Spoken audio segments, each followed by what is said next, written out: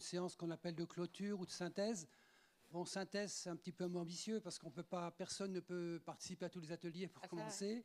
Par contre, on aura 2 personnes qui ont été, je dirais, observatrices et à partir de leur expérience d'atelier, justement, bon, feront remonter un certain nombre de thématiques ou d'éléments intéressants qu'elles ont pu relever.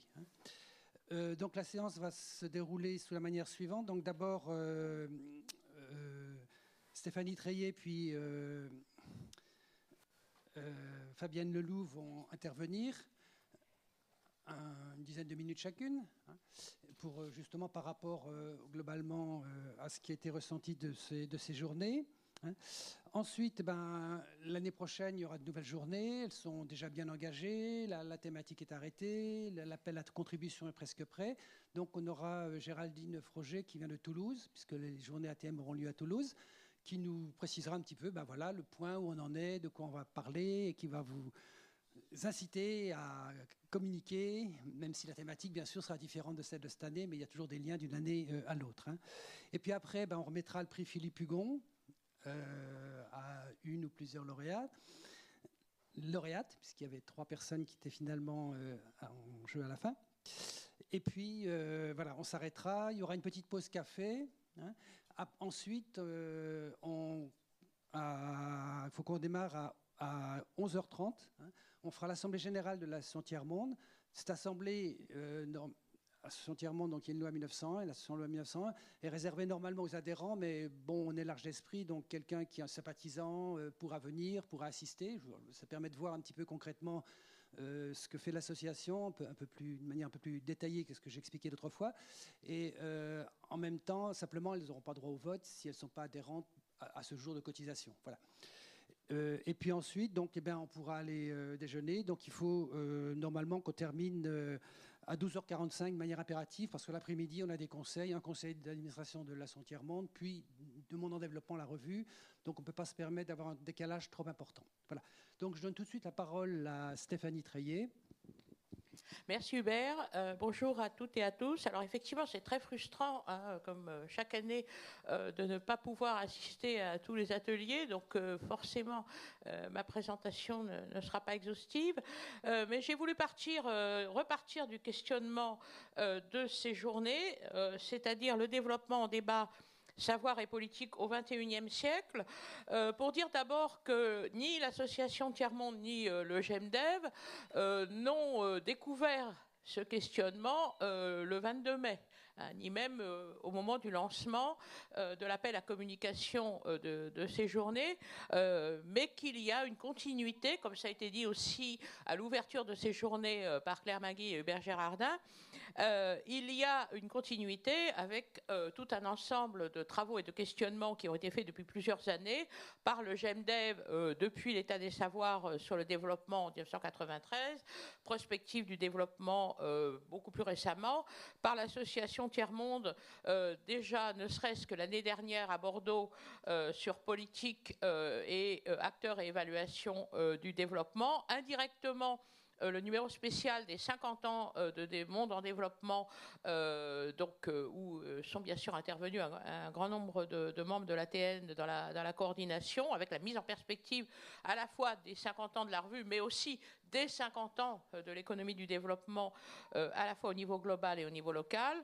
Donc on s'appuie collectivement sur un socle de connaissances et d'analyses communes, pluriel, transdisciplinaire, international. Bon, François Pérou a été cité comme référence en ouverture, mais évidemment, il y a bien d'autres références, tout en sachant que ce corpus sur lequel on s'appuie n'a pas vocation à demeurer inchangé, et au contraire, et c'est tout le défi de ces journées, il a vocation à se tourner vers l'avenir et il est, pour le coup, bousculé de façon assez importante, assez radicale, et reconfiguré donc par les nouveaux défis et les nouveaux enjeux de l'heure que nous avons cherché à explorer dans nos ateliers et dans les séances plénières. Donc quel développement au XXIe siècle face à ces nouveaux défis et enjeux, à la fois sur le plan théorique et sur le plan pratique.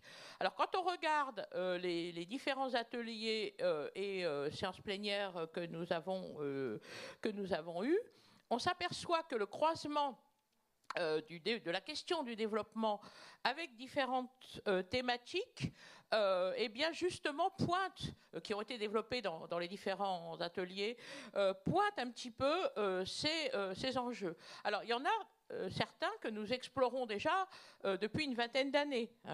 C'est une liste qui n'est pas exhaustive, mais la question de l'emploi, de la précarité, de l'informalité par exemple, toutes les questions autour de la mondialisation, qu'il s'agisse de la chaîne de valeur globale ou du développement de la financiarisation, toutes les questions autour de la démocratie qui ont pris, notamment dans la conférence d'ouverture, un angle d'attaque particulier autour des questions spécifiques posées par la question de la démocratie en Afrique, toutes les questions autour de l'évolution de la coopération, et la liste n'est pas exhaustive, eh bien ce sont des enjeux relativement nouveaux, mais que nous explorons depuis déjà une vingtaine d'années. Et puis, il y a tout ce qui nous bouscule et nous oblige à repenser encore plus les choses de façon encore plus récente. Des défis qui se présentent à la fois sous la forme de menaces, mais aussi parfois d'opportunités, de nouvelles pistes pour l'avenir. La question de l'environnement et de la crise climatique, bien entendu. La question des bouleversements géopolitiques à travers le rôle nouveau de la Russie, qui a été évoqué hier dans la conférence de la fin de l'après-midi, de la Chine, et du coup la nouvelle place pour l'Afrique ou les autres continents en développement dans cette nouvelle reconfiguration géopolitique, la question de l'évolution des conceptions et des politiques de la protection sociale et des politiques de lutte contre les inégalités et la pauvreté, la question des nouvelles technologies et en particulier du numérique qui, là encore, a été évoquée hier. La question du genre qui a fait l'objet de la table ronde de la fin de matinée hier. Là encore, la liste n'est pas exhaustive, mais on voit bien que la question du développement va être amenée à se reconfigurer, à se repenser au XXIe siècle autour de ces nouveaux enjeux. Et je conclurai en disant que pour le coup, je pense que le développement ne disparaît pas par rapport à une question qu'on aurait pu être amené à se poser, mais qu'il se redéfinit. Merci. Voilà, merci Stéphanie. Donc, un deuxième point de vue, celui de Fabienne, qui n'a pas nécessairement assisté à tous les ateliers. Donc, Fabienne Leloup, qui vient de l'Université catholique de Louvain, en Belgique. Merci. Alors, oui, ces conclusions, on utilise ce terme où c'est plutôt des points de vue au fur et à mesure des différentes participations, des différents échanges qu'on a pu avoir. Et donc, c'est vrai que je n'ai pas suivi un fil conducteur. J'ai plutôt proposé quelques éléments autour de pistes, notamment de pistes de méthode, alors de perspectives et d'évolution, et puis l'une ou l'autre pépite ou contre-pépite, et je pointerai ce que je veux dire par là avec l'exemple.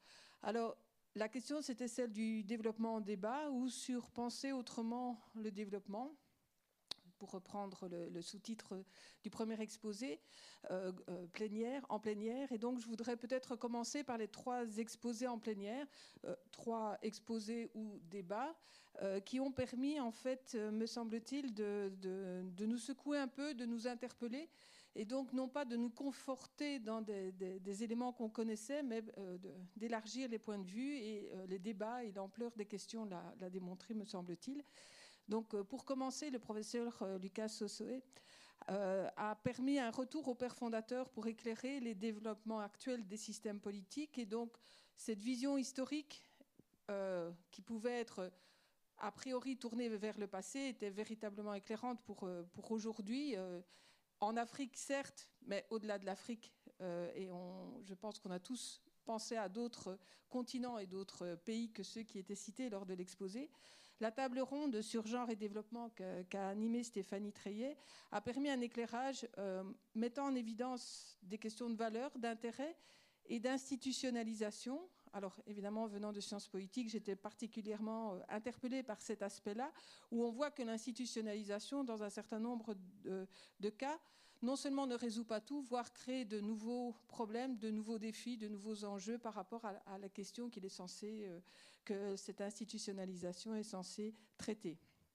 Et puis la conférence d'hier après-midi de Kevin Limonier, qui, depuis le point de vue de la Russie, qui est rarement un point de vue que l'on discute ou sur lequel on échange au sein, en tout cas, des travaux de l'ATM, eh bien, analyse l'influence impériale en Afrique subsaharienne francophone, mais on sent très vite, et les discussions et les échanges l'ont montré, que cette analyse, eh bien, elle permet une vision pour l'Afrique et pour les pays qui sont cités, mais bien au-delà, et que l'on a toute cette discussion sur l'impérialisme qui est permise grâce à cet échange. Et donc de ces 3 exposés émerge déjà d'une part la nécessité d'avoir des perspectives géographiques et historiques, non pas pour avoir du déterminisme, et ça je pense que c'est certainement un des éléments présents dans tous les travaux du GEMDEF et de l'ATM, c'est ce refus d'avoir un déterminisme. Et donc, ces perspectives géographiques et historiques, elles permettent d'éclairer le présent et donc notre analyse et donc notre action. Et puis, elles ont mis en évidence aussi le rôle des acteurs dans leur diversité. Et je ne vais prendre que 2 appellations qui ont été énoncées et pour lesquelles on a très rapidement dénoncé ce singulier, la femme, le ministère de la femme, ou l'Afrique avec un grand L. La mise en évidence lors de ces échanges globaux sur cette nécessité de différenciation, de spécification, était certainement un élément qui a permis un apport, une certaine leçon par rapport à ces 3 exposés en plénière, ou débats en plénière. Alors à travers les ateliers, on l'a dit, on a une vision, évidemment, par définition parcellaire, puisqu'on n'a pas le don d'ubiquité, donc on est dans un atelier. Et en plus, j'ai été plusieurs fois dans l'atelier acteurs et échelle de développement, donc ça a sans doute renforcé les quelques propos la teneur des quelques propos que je vais porter maintenant. Alors le premier élément qui me semblait assez intéressant dans les différents échanges, c'était les liens entre individus, collectifs et intérêt public. Et les interactions entre ces 3 niveaux d'analyse. Alors, le collectif, il peut être une organisation, il peut être une famille, il peut être une entreprise, mais les 3 éléments étaient mis en évidence, et que ce soit dans la construction de projets, dans la cible ou les porteurs de projets, que ce soit pour dénoncer leur compatibilité ou les conflits entre ces 3 entités.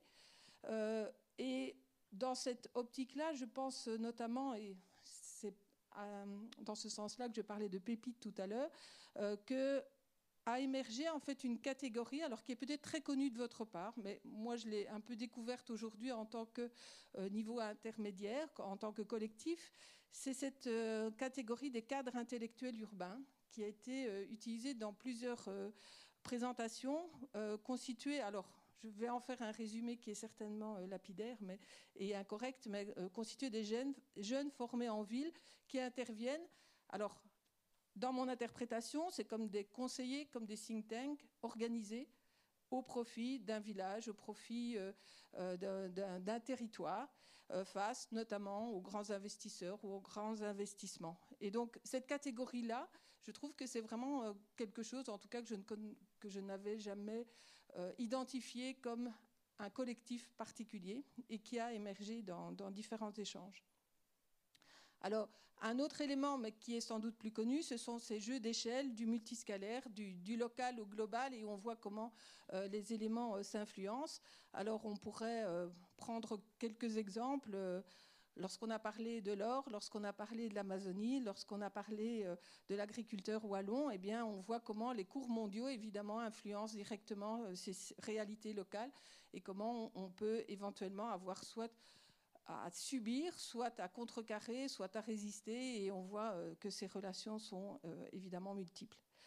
Alors, on a aussi parlé de l'État. Alors, je vais reprendre une formule qui a été utilisée dans un des exposés, qui est ni faible ni capturé, ni si fort que cela aussi, et puis en même temps présent parfois là où on ne l'attend pas forcément.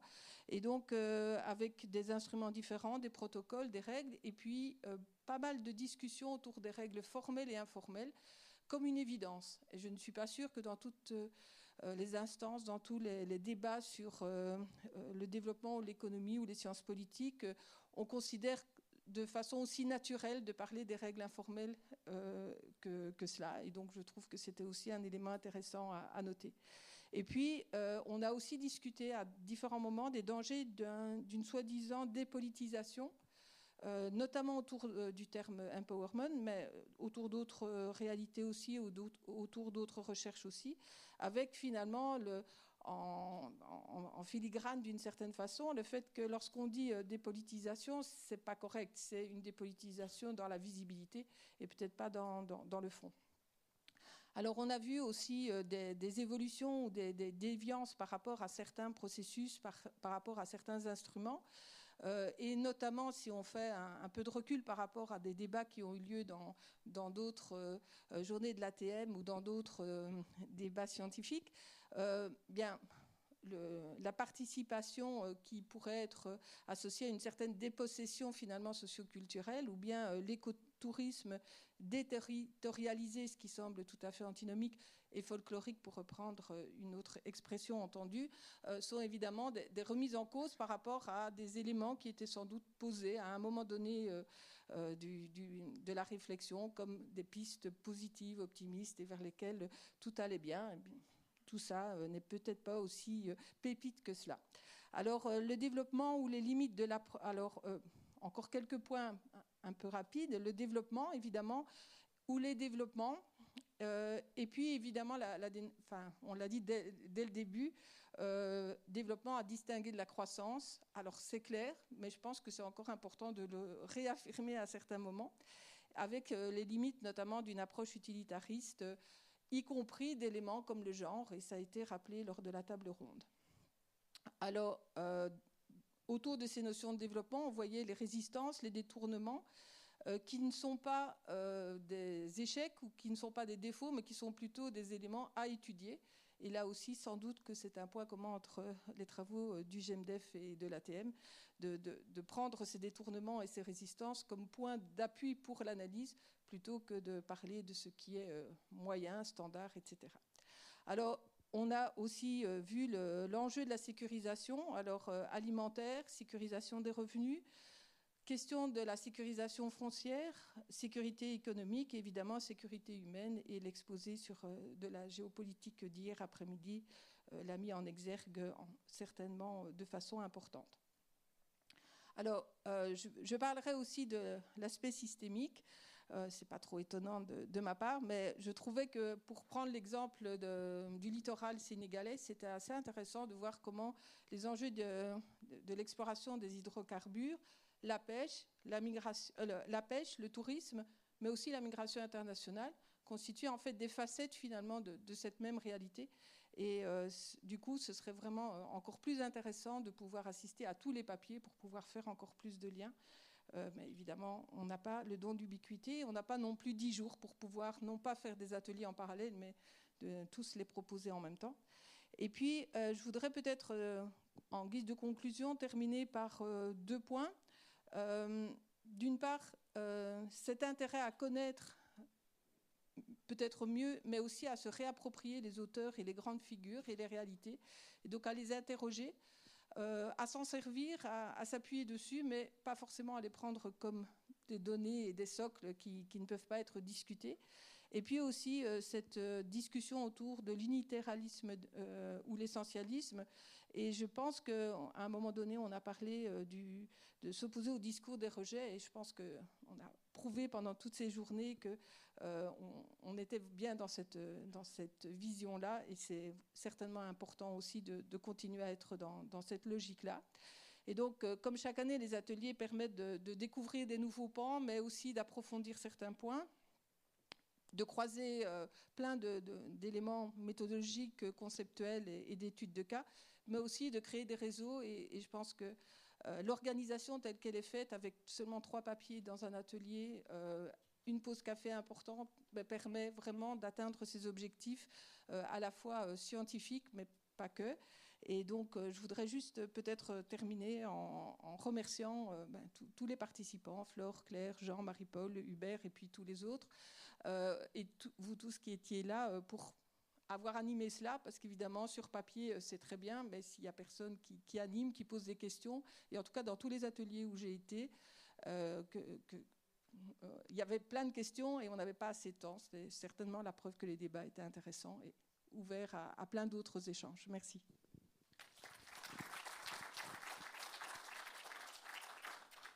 Voilà, merci Fabienne, merci Stéphanie. En tout cas, merci aussi d'avoir tenu le challenge dans une période courte, arriver à faire une synthèse pareille. Donc vous avez parlé de beaucoup de points, mais vous aurez bien remarqué qu'ils n'ont pas beaucoup parlé d'environnement, d'écologie, hein, d'où voilà, on pourra développer ça l'année prochaine.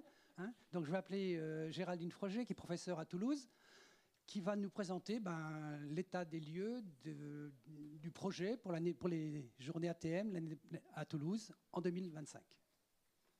Bon, Géraldine est une fidèle de l'ATM depuis plus de 20 ans. Elle était déjà au GEMDEV en 2003. C'est comme ça qu'on l'a connue d'ailleurs, hein, en venant faire ce premier colloque sur les acteurs, oui. Et sa fidélité a été continue sur l'ATM comme sur Monde en développement. C'est une chercheuse très productive et contributive. Voilà. Géraldine, je te passe la parole. Merci Hubert, bonjour à toutes et bonjour à tous. Donc oui, 20e bougie soufflée, hein, ça ne nous rajeunit pas, hein, mais c'est pas grave. Hein. On est là, haut les cœurs. Et du coup, voilà, donc les prochaines journées ATM, on a l'honneur et le grand plaisir d'accueillir les prochaines journées ATM à Toulouse en 2025. Sûrement début juin, il y aura un tout petit décalage temporel, mais fin mai, début juin, c'est quasi pareil. Hein. Donc sûrement début juin à confirmer. Et la thématique portera donc sur l'économie écologique et les Suds, bien au pluriel. Quels enjeux ? Du coup, effectivement, l'appel à communication est quasiment terminé. On va encore en discuter avec les membres ATM et puis d'autres membres aussi. Hein. Et l'idée, ce serait de pouvoir le diffuser avant l'été et de faire une relance à la rentrée. Donc le comité d'organisation est bouclé maintenant, 13 personnes, 13 jeunes chercheurs. Je dois être presque, non pas tout à fait la plus ancienne, mais pas bien loin. Donc, comité scientifique aussi quasiment bouclé, avec pour le moment 36 personnes. Et donc la thématique générale bouclée également, et avec déjà 10 ateliers qui sont quasi bouclés aussi hein, dans leur intitulé, dans leur contenu, qui vont porter sur les communs environnementaux, services écosystémiques, communautés face aux transitions écologiques, l'économie bleue et le développement durable, que j'oublie pas. Voilà, ça c'est juste pour vous mettre en appétit, mais je vous dévoile pas tout de suite. Et du coup, que dire de plus ? Que ce sera effectivement des journées adossées donc à l'ATM, Association Tiers-Monde, mais qu'il y aura aussi un autre partenaire scientifique, la Société francophone d'économie écologique, qui du coup sera bien présente et notamment dans l'organisation d'une table ronde à venir, quoi. Et là, pareil, je vous en dis pas plus pour que vous puissiez venir nous retrouver. Donc, en tous les cas, ce sera un réel plaisir hein, de vous accueillir à Toulouse en 2025. Et j'espère que vous aurez aussi un réel plaisir à venir nous retrouver. Voilà, il y aura plein de belles choses à venir. Merci à vous. Merci Géraldine. Géraldine, juste l'appel à com devrait partir après les grandes vacances, on est d'accord ? Enfin, la rentrée vers septembre-octobre, enfin, c'est ce qui... Ouais, voilà. Hein. Voilà, donc tout le monde dans les starting blocks. Vous pouvez commencer à chercher sur la thématique, voilà, il n'y a pas de problème. Hein. Merci.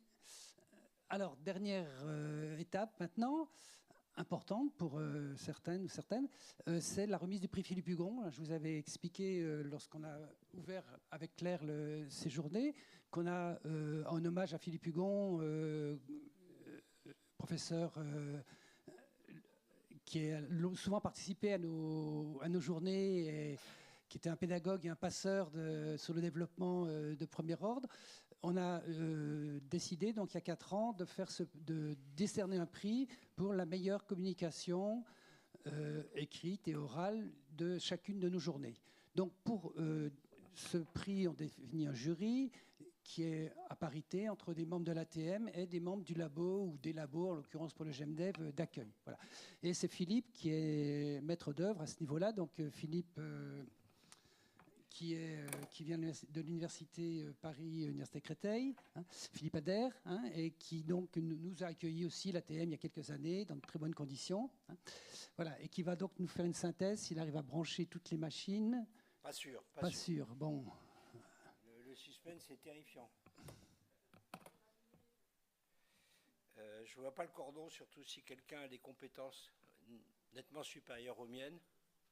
Si, il y a forcément quelqu'un. Sinon, je fais tout en danseuse indienne, mais ça sera moins parlant. Alors, pendant que Philippe fait ça, je donne 2-3 petits éléments matériels, disons. Il y a une caisse qui est là. Bon, c'est pas pour mettre des billets ou de l'argent. Non, c'est pour simplement mettre les badges. On a toujours du mal à se procurer des badges. Ça se fait plus rarement, vous direz, les organisateurs. Donc, si ce serait gentil que vous déposiez vos badges à ce niveau-là. Et puis Jean, vous l'avez vu passer dans chacune des séances d'atelier.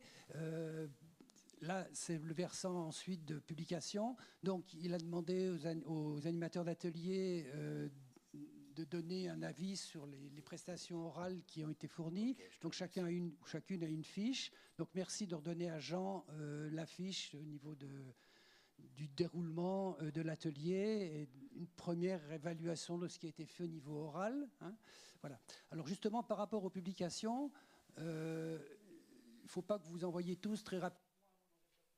Parce que... ouais. J'ai rien fait. Ou si peu. Non, c'est bon, Claire, c'est bon.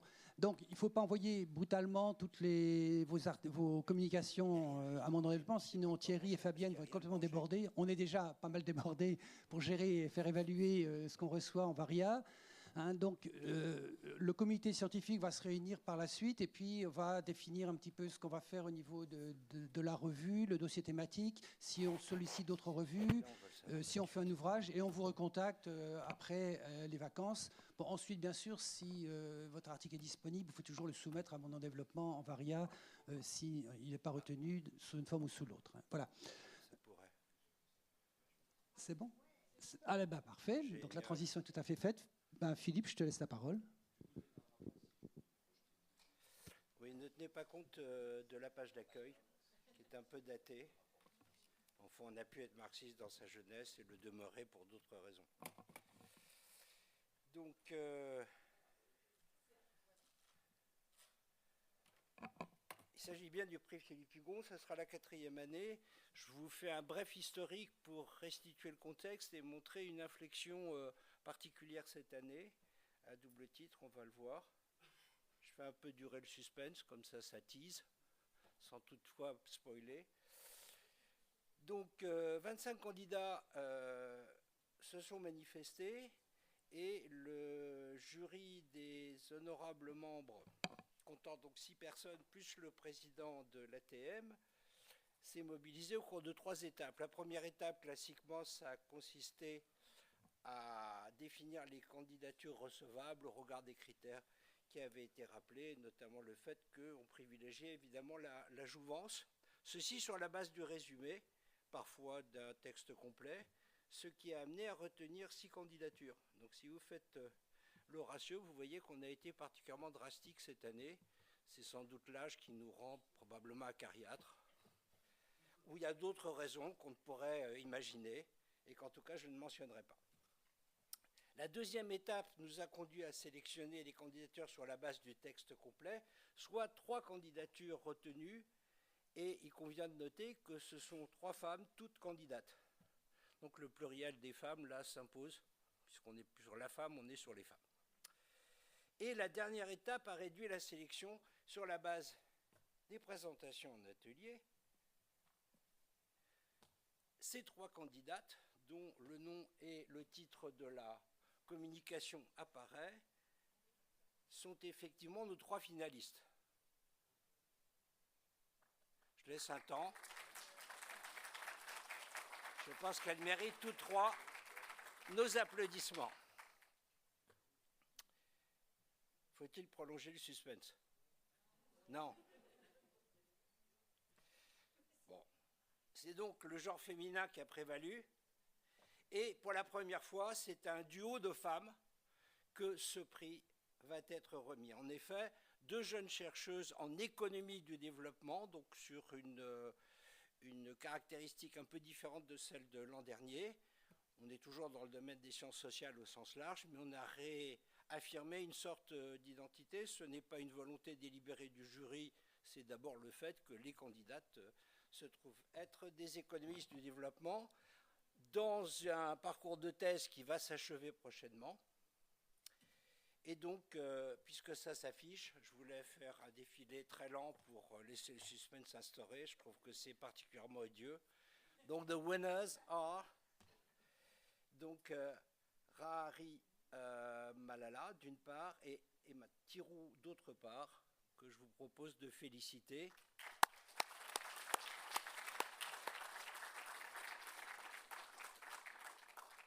Et puisque ça s'est joué après des discussions passionnées dont je voudrais taire les minutes au sein du jury, ceci ne sortira pas de la salle, la 3e candidate finaliste mérite tous nos encouragements.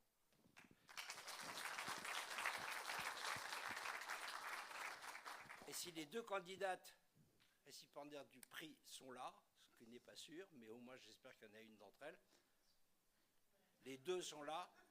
Ah, alors, je suis soulagé.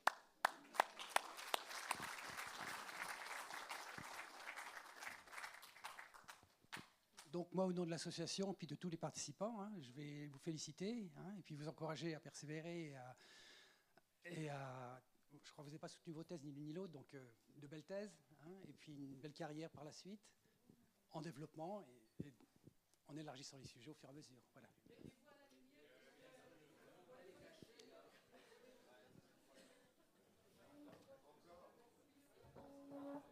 Voilà, venez là. Venez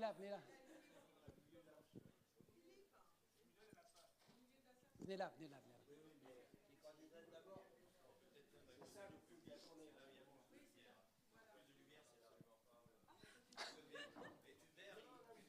Je suis dans la lumière toujours, évidemment. Oui, c'est ça.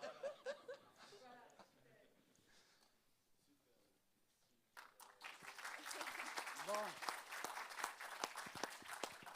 Voilà. Donc le prix est doté de 400 €. Chaque prix est doté de 400 € et un engagement de publication donc dans le dossier qui sera tiré de ces journées dans la revue Monde en développement. Voilà. En tout cas, moi je vous félicite. Voilà.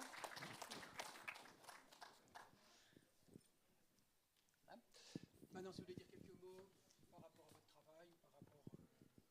Je vous laisse la parole. C'est libre parole. Voilà, on se laisse beaucoup la politesse. Simplement remercier énormément le jury, l'ensemble des organisateurs, organisatrices. Félicitations à aussi ma co-récipiendaire et à la personne qui a aussi été parmi les 3 présélectionnés. Simplement dire que ce genre d'événement, c'est vraiment très très riche et que ça forge vraiment un parcours de thèse. Moi, j'ai commencé à suivre le GMD quand j'étais encore en master. Donc, c'est vraiment un grand honneur et un grand plaisir aussi personnel d'être là aujourd'hui. Et peut-être un mot aussi sur la pluridisciplinarité. J'ai trouvé que les échanges tout au long de l'ATM étaient vraiment très riches aussi pour ces raisons-là. Et étant plutôt, pour ma part, ma thèse porte sur un terrain latino-américain, j'ai aussi beaucoup apprécié les regards croisés entre aires géographiques. Donc voilà, merci beaucoup. Bravo.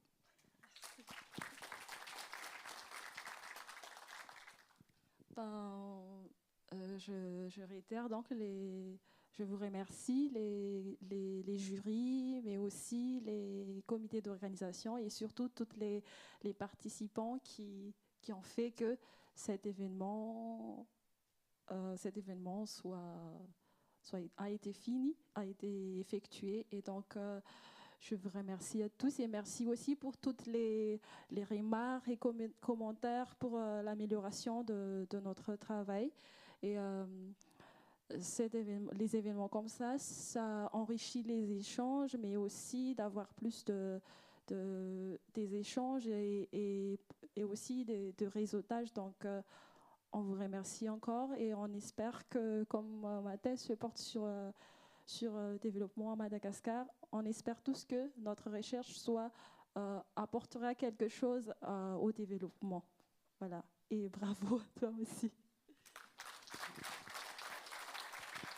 Merci. Juste un petit correctif, le trésorier m'a indiqué qu'en fait, ce n'est pas 400, mais bien 500 € dont était le prix. Voilà. C'était une incitation. Voilà. Bon, merci à toutes les deux. Et puis, bonne continuation dans vos travaux et votre vie active ensuite. Voilà. Voilà, je crois qu'on a fini à peu près la partie scientifique. Non, j'ai une annonce, mais qui n'a pas de rapport direct avec l'attribution du prix Philippe Hugon. Je voudrais quand même souligner que les candidates nous ont mis dans l'embarras parce qu'on a double charge de travail pour la publication. Donc le jury a su élégamment se tirer une balle dans le pied tout en reconnaissant la qualité des travaux. Donc, nécessité fait loi, puisque les travaux sont bons, ils seront donc publiés. Je voudrais profiter de ce que Hubert reste sans voix pour me faufiler et faire une annonce sur le prochain webinaire qui est soutenu par l'ATM. Ça sera extrêmement court.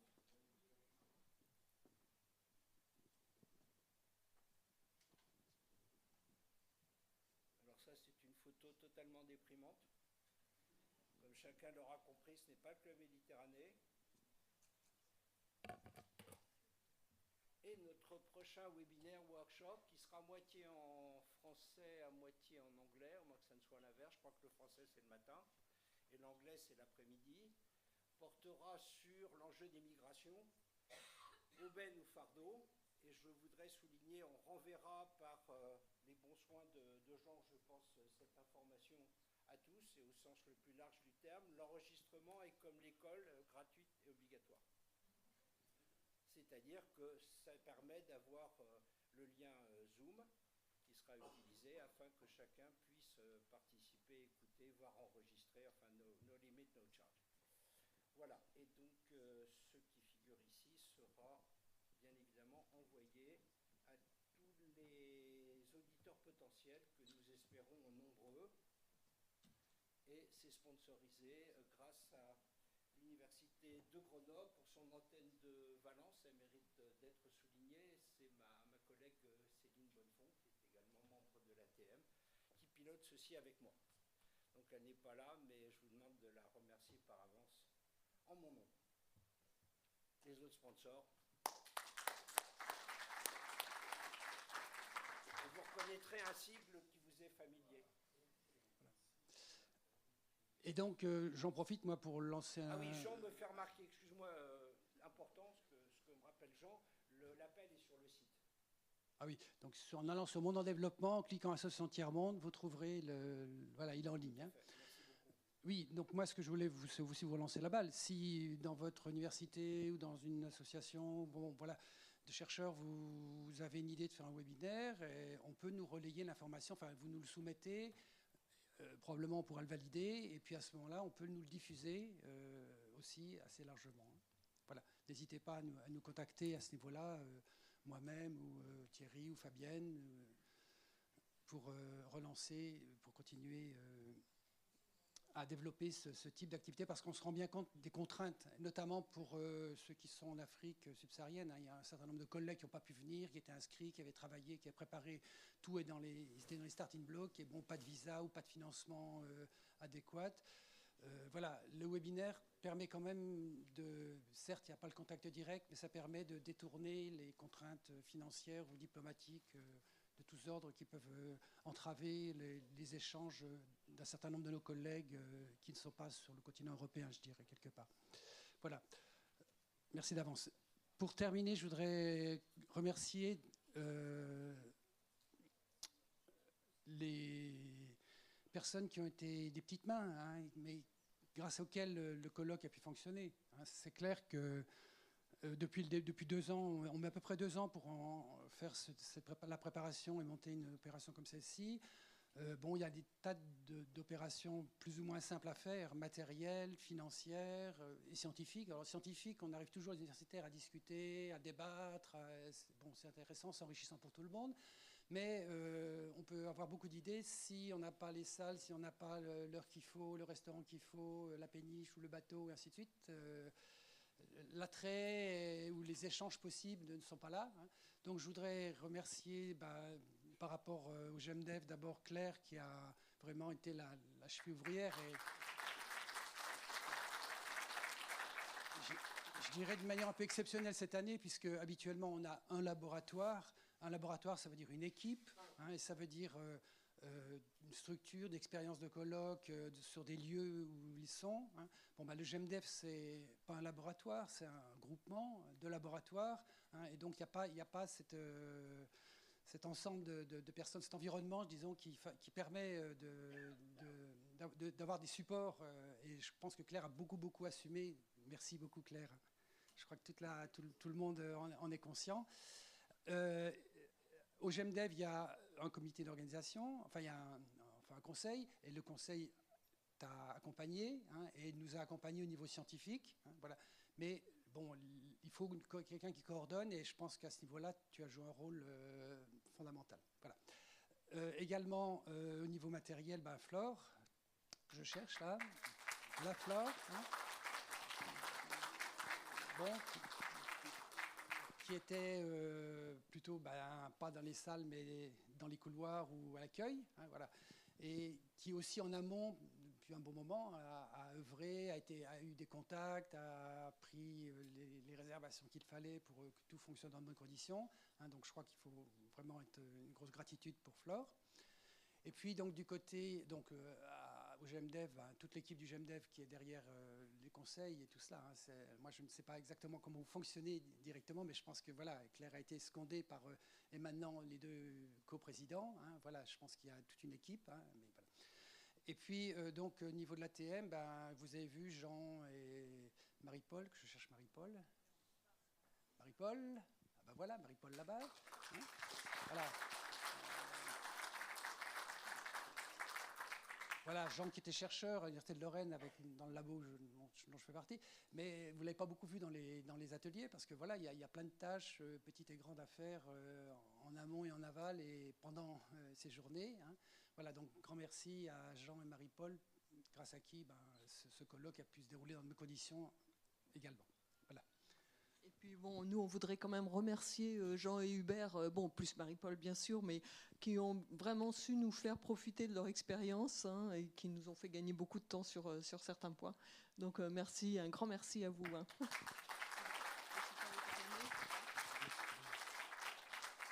Voilà. Donc je pense qu'on va là mettre un point final à cette séance de clôture. Jean, matériel, ne pas oublier les badges. Donc la suite, normalement, à 11h30. Attendez, quittez pas. Voilà, à 11h30, donc on a 5-6 minutes pour encore discuter. Le café reste ouvert là-bas. Hein, donc on se retrouve ici pour l'Assemblée générale de la Saint-Tiers-Monde dans 5 minutes à peu près. Hein. On tient l'Assemblée et puis après il y a un repas, on retourne au restaurant universitaire. Donc s'il y en a qui veulent manger avec nous ensuite, ils peuvent aussi nous accompagner au restaurant universitaire. Hein. Et donc là on ira le plus tôt possible je dirais, mais 12h45, 13h au restaurant universitaire, sachant qu'ensuite on a des réunions ici en début d'après-midi. Voilà. En tout cas merci à tous et toutes. Bon retour chez vous. Et puis, probablement l'année prochaine, pour un certain nombre d'entre vous, chez Géraldine, au laboratoire de Toulouse, pour parler d'écologie et d'économie simultanément. Voilà. Merci.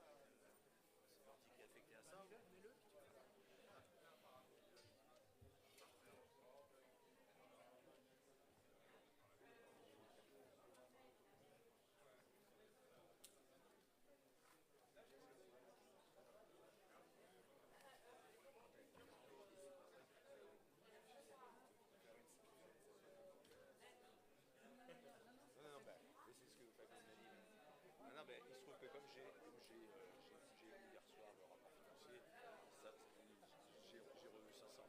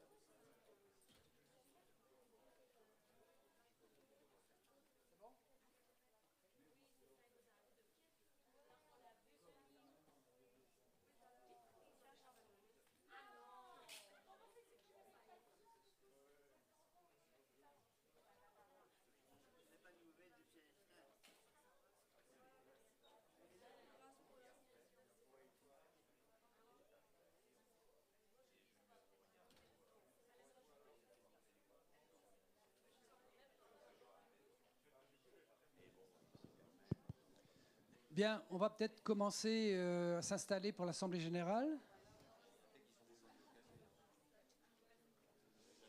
Oui, si tu peux ramener.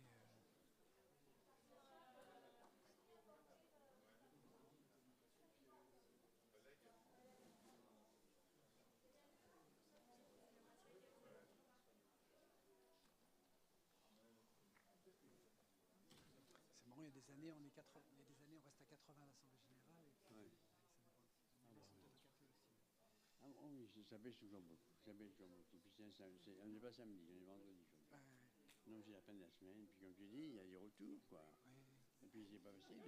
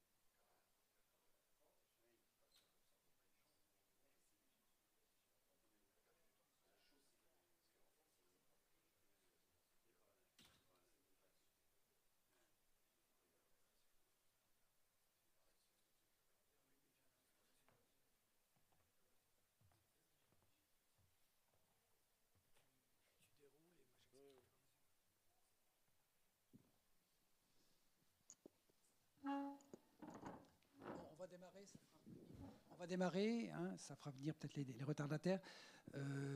Bon, c'est important qu'on démarre parce que comme on va enchaîner plein de choses, après c'est en fin d'après-midi les trains qui vont nous contraindre et on ne pourra pas mener à bien tout ce qu'on a échangé. En tout cas, merci d'être présent. Donc cette assemblée générale, bon, un côté un peu formel, hein, on a une association type loi 1901, donc on est tenu chaque année à présenter aux adhérents à jour de cotisation, donc un rapport d'activité. Est-ce que l'association a fait des activités conformément à ses statuts, hein?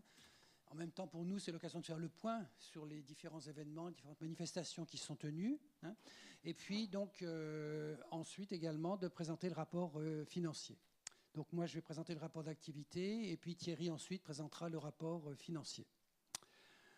Alors, au niveau des activités, notre objet, c'est d'avoir des activités scientifiques par rapport au développement, hein. Donc, on a fait un certain nombre de manifestations 2023 qui vont apparaître au fur et à mesure à l'écran, hein. Donc d'abord, se sont tenues les 38e journées sur le développement de Bordeaux. Cette année, c'était les 39e, l'année prochaine, les 40e. Voilà, c'est quand même un bail. Donc 38e journée l'année dernière.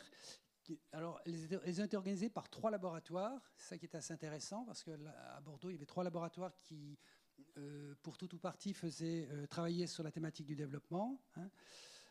Donc BSE, Passage et LAM, hein. Elles se sont tenues donc du 31 mai au 2 juin et le thème, donc, c'était politique de développement, acteurs et évaluation. Donc il y a eu à peu près 150 participants. On avait eu 230 réponses à l'appel à contribution et il y avait eu 170 communications acceptées, mais un peu comme cette année, il y a toujours des acceptations qui ne se traduisent pas par des venues, souvent pour des problèmes financiers ou diplomatiques. On a décerné un 3e prix Philippe Hugon à Fiona Gédéon Hachi. Il y avait eu 59 candidats. Et donc, Philippe et l'équipe en place l'année dernière, en 3 étapes, comme il l'a exposé cette année, a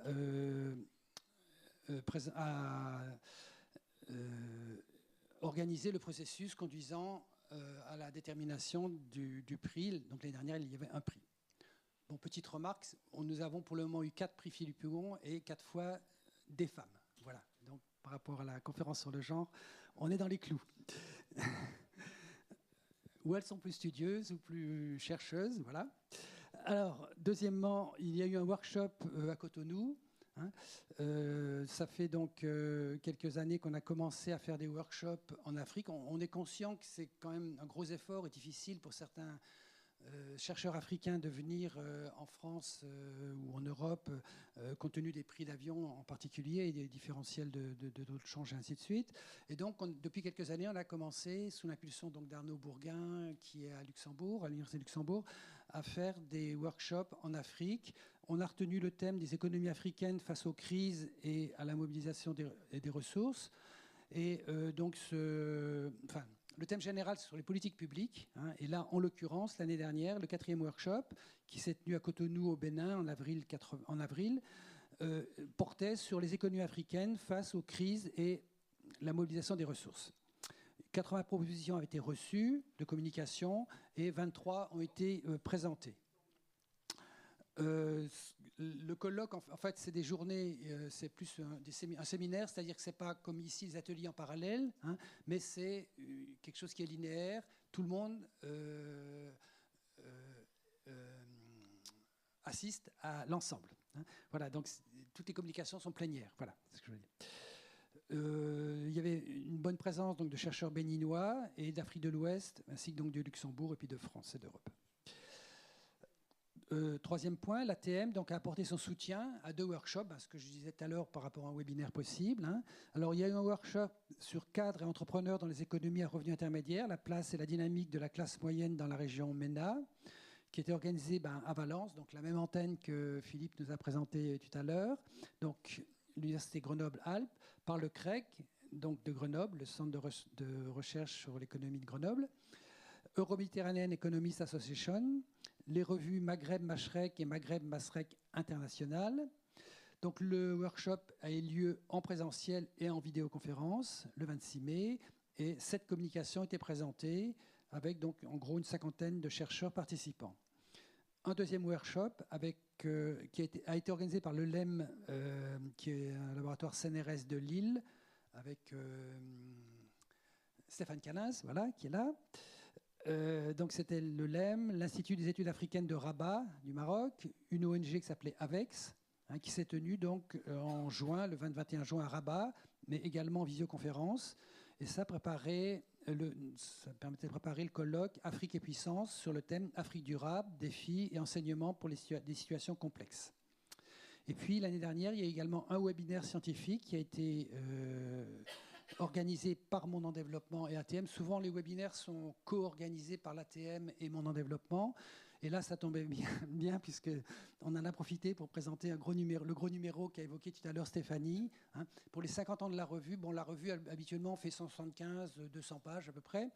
Et là, on s'est fait plaisir. On a fait un numéro d'à peu près 500 pages. Et on s'est fait plaisir dans le sens où on a chacun, les uns et les autres, écrit dans nos spécialités. Donc, on a cherché à voir de manière scientifique, lexicale, ce qui avait été publié sur 50 ans, donc une analyse vraiment qu'un économiste ne fait pas, mais des spécialistes de lexicaux. Et puis, donc, 3 thèmes, cette communication, donc une sur les dynamiques internes du développement, une sur les dynamiques internationales et quelques grands enjeux de développement, et le 3e, donc, sur quelques grands enjeux de développement. Bon, une trentaine de personnes ont participé. Bon, ce numéro spécial il était quand même très intéressant parce que c'était la synthèse sur beaucoup de thématiques. Et puis pour nous, pour des travaux sur lesquels on s'est penché de longue date pour certains ou certaines d'entre nous, moi je pense que c'était une très très bonne expérience qu'on a fait à ce niveau-là. Voilà, donc premier temps, donc, ce sont tout ce qui a été manifestation scientifique. Deuxième temps, ce qu'on a publié. Donc, ouvrage et dossiers thématiques suite aux journées ATM, que j'avais un petit peu expliqué en introduction. Donc, qu'est-ce qui a été publié en 2023 ? Donc, suite aux journées de Rennes de 2021, ces journées s'étaient tenues en distanciel avec le Covid. Il y a une année, en 2020, on devait aller à Rennes. Puis finalement, avec le Covid, on n'a pas pu aller à Rennes. Donc, on a attendu un an et on l'a fait en distanciel. Avec Thierry, Marc Lautier, que je cherche dans la salle, voilà, qui est là, qui coordonnait avec toute une équipe de Rennais et de Rennaises. Donc, en 2021, et on en a sorti un ouvrage co-publié, co-dirigé par Marc, Léo Charles, Diadier Dio, moi-même et Béatrice Queneau qui était là hier. Bon, c'est Marc Lautier qui a fait un gros travail de coordination à ce niveau-là. Quand on fait un ouvrage, il faut toujours l'un ou l'autre qui tire. Et vous avez vu l'ouvrage, pour ceux qui sont adhérents, vous l'avez reçu hier en vous inscrivant. C'est vraiment un gros volume très riche où on a distingué un peu des éléments globaux puis des éléments plus sectoriels au niveau de l'analyse des inégalités. Donc 14 contributions, 368 pages, et publié donc aux éditions Cartala. Un autre ouvrage est en préparation, puisque après Rennes, nous sommes allés à Brest, on est resté en Bretagne en 2022. Et donc, on avait traité du thème mondialisation, développement et vulnérabilité des espaces maritimes et côtiers. Mourad dans la salle, voilà, là. Donc, Mourad s'est beaucoup engagé par rapport à l'organisation de la manifestation, des journées. Et puis, sur l'ouvrage aussi, pilote, coordonne. L'ouvrage est bien avancé, on peut dire, en bonne voie. Je pense avant la fin de l'année, on devrait arriver quand même à avoir le papier, même peut-être après les grandes vacances, si tout le monde respecte les délais. Voilà. Donc, à partir des communications de Brest, et on peut dire qu'il sera publié, lui, aux éditions EME, donc édition modulaire européenne. C'est la même édition qu'on avait publié, l'ouvrage Transition énergétique, que vous avez peut-être vu sur la table, on en a donné, qui correspond au colloque de Metz. C'était un ouvrage jaune, qui était plus fin, disons. Voilà. Donc, il y a à peu près une dizaine, Mourad, de contributions, je pense, dans le livre. Voilà. Voilà pour les ouvrages. Dossier thématique, il y a, suite aux journées de Rennes, on a publié le dossier thématique, donc mondialisation, développement et vulnérabilité des espaces maritimes et côtiers, dans le numéro 203, donc de la revue Monde en Développement. Donc il y avait 6 articles, dont celui de Fiona, qui a eu le prix Hugon l'année dernière, il y a 2 ans. Deuxième élément, deuxième publication également, donc les cahiers de l'ATM, le cahier 37, il y a toujours un décalage d'1 an. Voilà. Donc ce cahier des journées de Brest avait été distribué à Bordeaux. de la même manière que cette année, vous avez reçu celui des Journées de Bordeaux, que l'année prochaine, on espère peut-être, voilà, celui de cette année sera publié l'année prochaine. Bon, donc le cahier, 9 contributions, 120 pages. Voilà, et puis donc information en ligne, réseau LinkedIn. Donc, comme j'ai dit tout à l'heure, Monde en Développement, on trouve les informations. Sur le site de Monde en Développement, on trouve les informations sur l'association, hein, et puis donc sur le réseau social LinkedIn. C'est Sylvain Zegni, on trouve son nom et ses coordonnées sur chaque numéro de Monde en Développement. Si vous avez des informations à faire passer, par moi, par Jean, par Sylvain, voilà, il est très réactif pour mettre en ligne les choses. Voilà. Bon, ensuite, l'administration, je vais aller moins dans le détail parce que là, c'est un petit peu le récit qu'on fait d'une année à l'autre. Hein. L'importance de la vie associative, nos journées, tous les contacts qu'on peut avoir pendant les journées, mais bien sûr tout au long de l'année, hein, à travers différents échanges qu'on a par rapport aux publications et à la préparation des journées, c'est important. Le comité d'orientation scientifique qu'on a constitué à partir de 1998 par cooptation au fur et à mesure. Hein. Et là, je dois remercier tous les membres de ce comité qui apportent leur pierre année après année. Alors, directement ou fortement lorsqu'ils organisent des journées, mais voilà, sous des formes parfois pas toujours visibles lorsqu'il s'agit de coordonner un dossier ou de relire des articles ou d'évaluer des articles. C'est un travail parfois beaucoup plus ingrat. Donc là, voilà, on a mis un petit peu l'historique de la composition de ce comité. Hein. Voilà. Alors, dans l'esprit du bureau, donc, la mise en place de ce comité correspond à 4 objectifs. Donc, associer les membres de ce comité à l'orientation des activités de l'ATM, définir des vues prospectives sur le rayonnement à l'international, développer des partenariats lorsque c'est possible dans différents réseaux et participer à l'animation des journées. Voilà. Ensuite, le calendrier des faits saillants. Bon, voilà, ces gens qui aiment bien chaque année rajouter une ligne, c'est l'humour de Jean que vous retrouverez sur ce calendrier. Voilà. Donc voilà pour le rapport d'activité. Je passe maintenant la parole à Thierry qui va nous présenter le rapport financier. Merci Hubert. Je vais aller à l'essentiel. Ça doit arriver quelque part par là.